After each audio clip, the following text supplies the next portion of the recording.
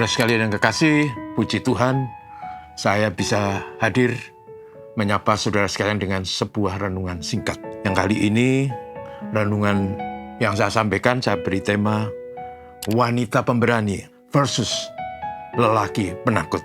Diambil dari Hakim-Hakim pasal 4 ayat 4-9. Agak panjang, berbunyi demikian. Pada waktu itu, Deborah, seorang nabiah, istri Lapidot, memerintah sebagai hakim atas orang Israel. Ia biasa duduk di bawah pohon korma Deborah antara Ramah dan Betel di pegunungan Efraim, dan orang Israel menghadap dia untuk berhakim kepadanya. Ia menyuruh memanggil Barak bin Abinoam dari Kadeshi di daerah Naftali, lalu berkata kepadanya, "Bukankah Tuhan Allah Israel memerintahkan demikian?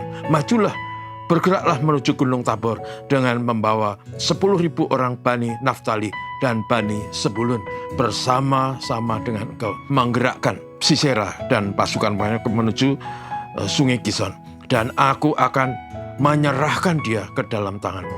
Jawab Barak kepada Deborah, "Jika engkau turut maju, aku pun maju.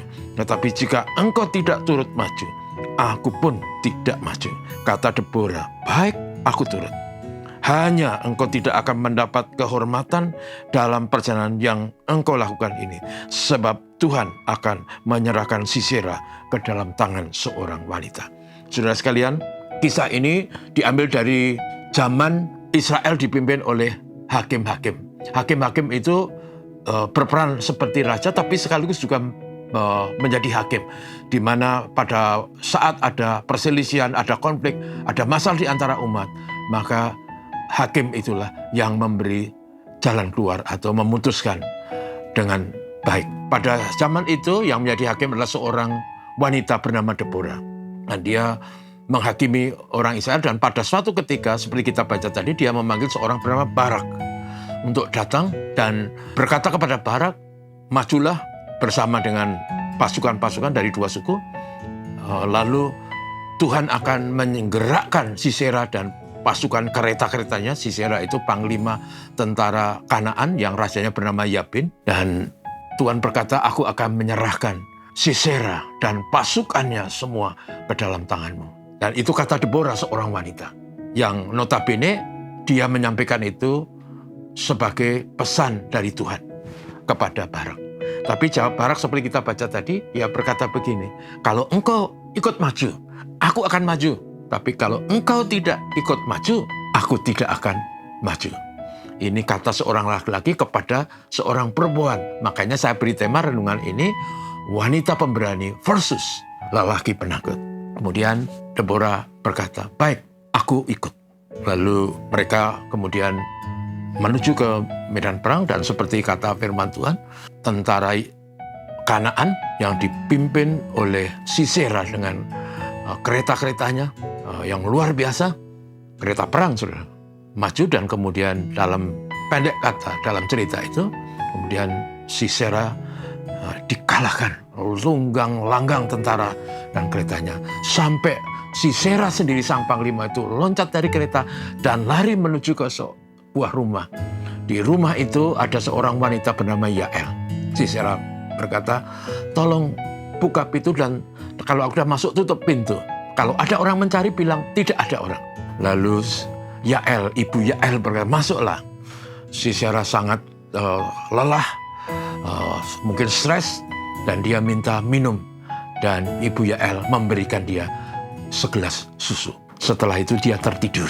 Dan Yael kemudian pergi mengambil patok kemah dan palu, dan dipalukan, ditembuskan ke pelipis sang panglima, yaitu Sisera, sampai dia mati di situ.